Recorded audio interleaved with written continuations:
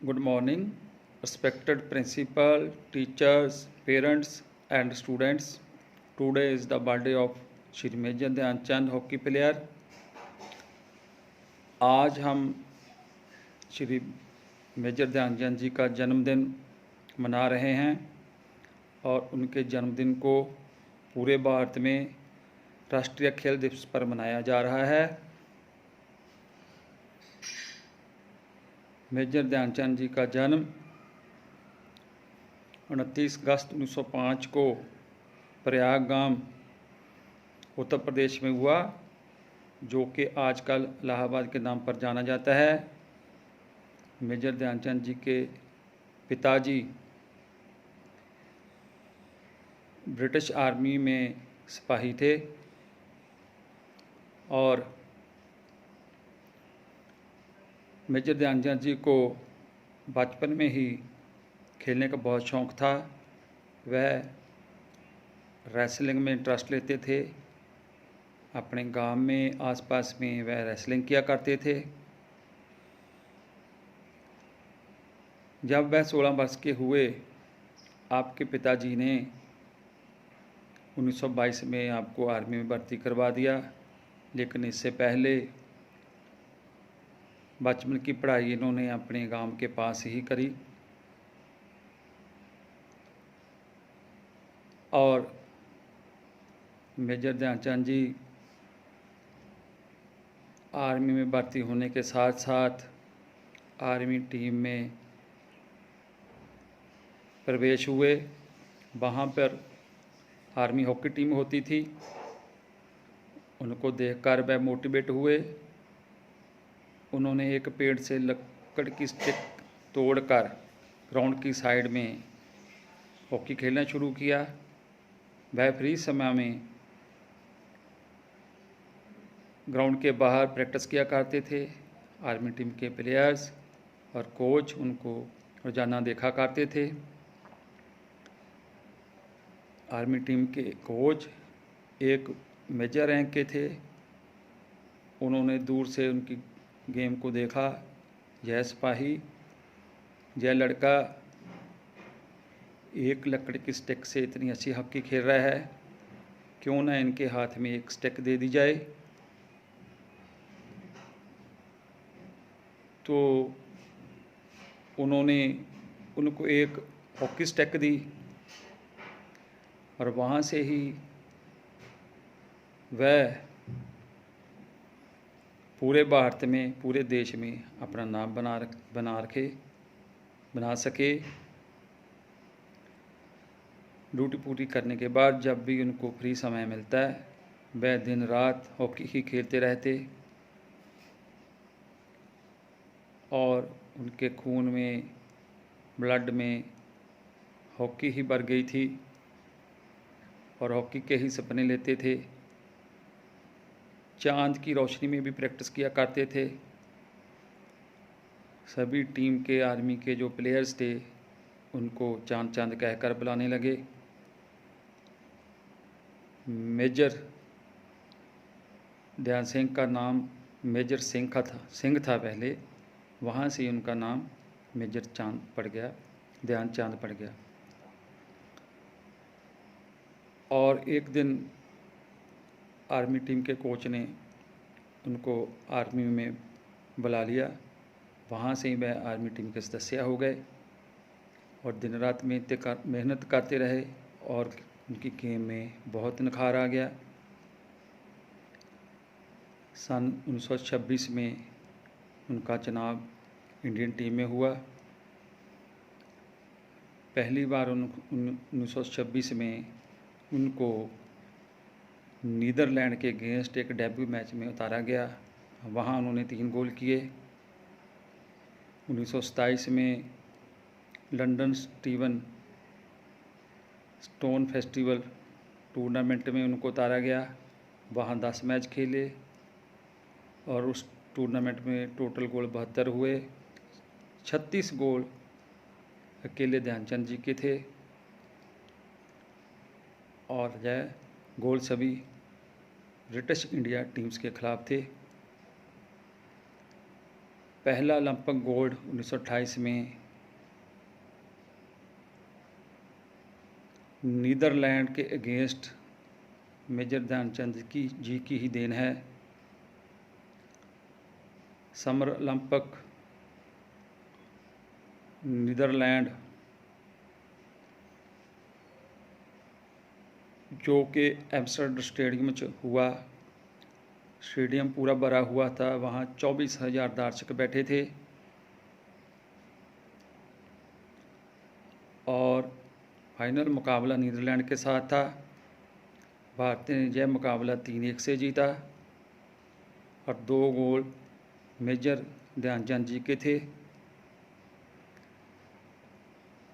और वहाँ पर टोटल मैच 18 हुए, 11 टीमें आई। ध्यानचंद जी ने 5 मैच खेले और 14 गोल किए और वहाँ से गोल्ड मेडल जीतकर भारत को दिया। Los Angeles 1932 Los Angeles Olympic games America में अमेरिका की टीम को 24-1 से हराकर मेजर ध्यानचंद जी ने ओलंपिक गोल्ड भारत को दिलाया और वहाँ 333 गोल टोटल हुए और 133 गोल अकेले मेजर ध्यानचंद जी के थे। ऐसे ही बर्न ओलंपिक जर्मन में 1936 में ओलंपिक हॉकी टीम में गोल्ड मेडल दिलाया और जर्मन को 8-1 से हराकर भारत के लिए मेजर ध्यानचंद जी ने गोल्ड मेडल दिलाया। वह एक बहुत ही इंटरेस्टिंग बात है कि इस मैच में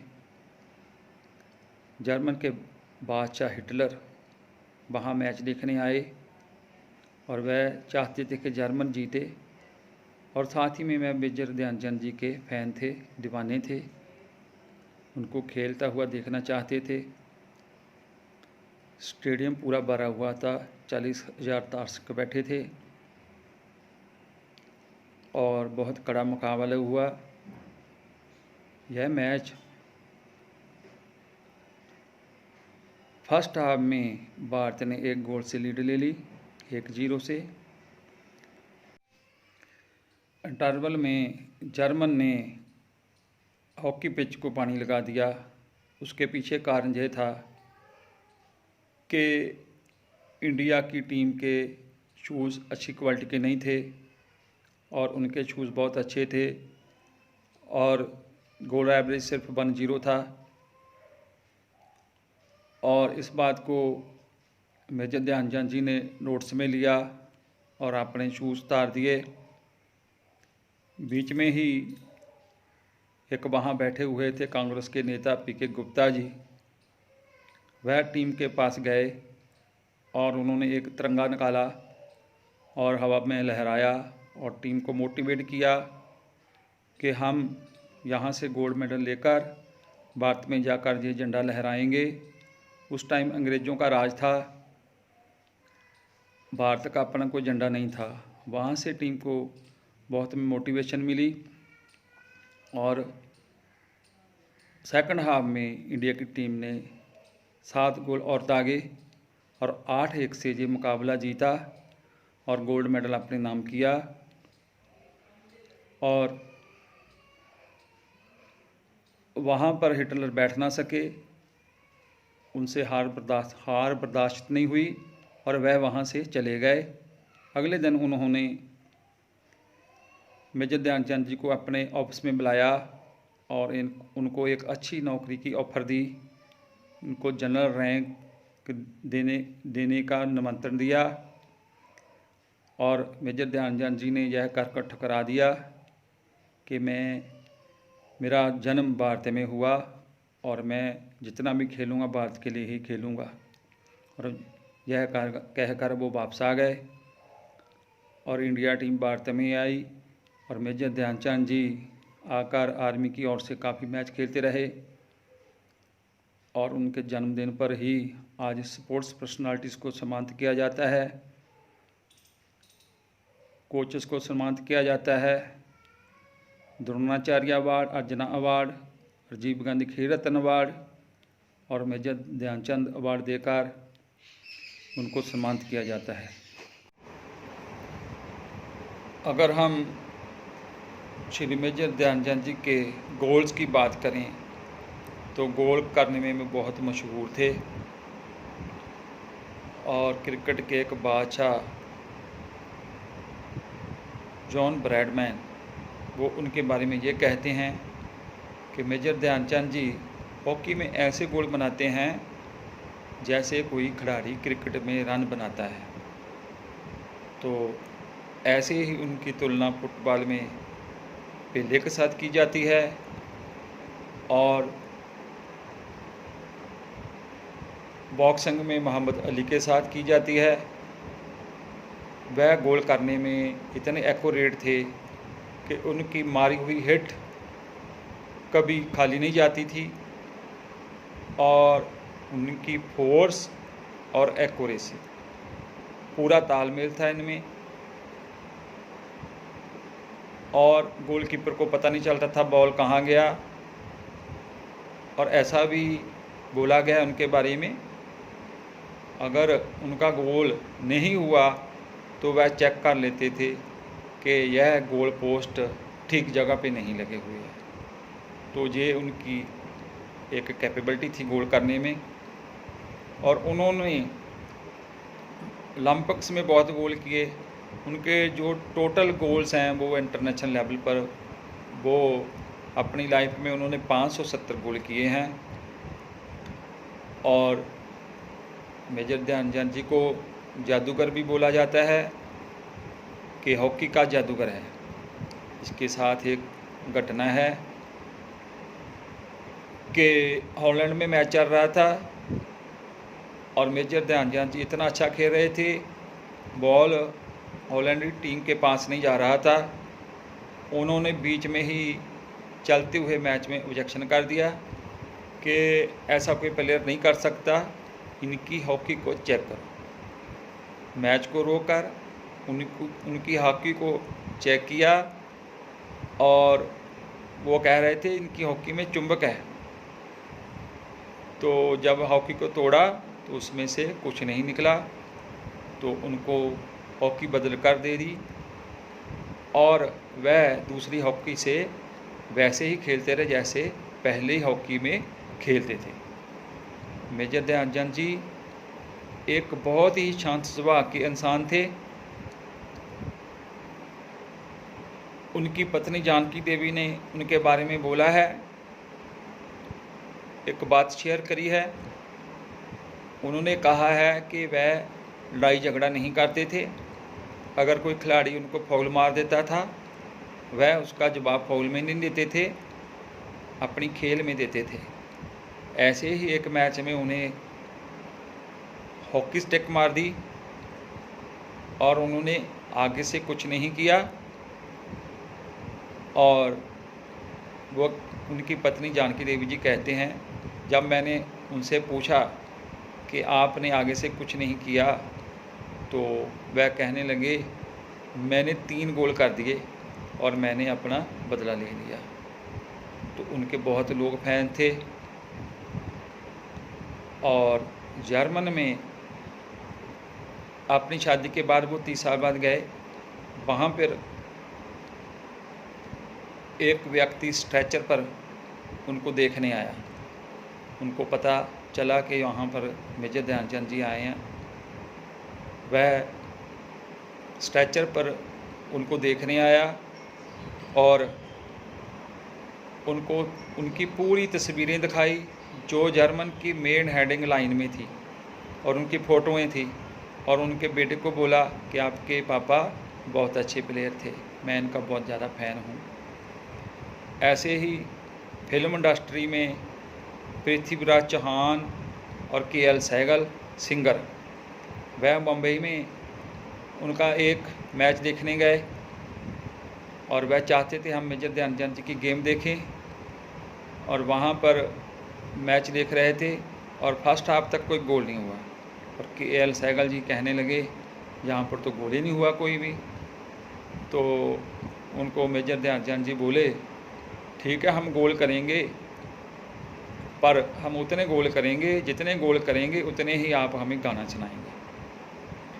तो उन्होंने 12 गोल किए और KL सहगल जी वहाँ से उठकर चले गए थे।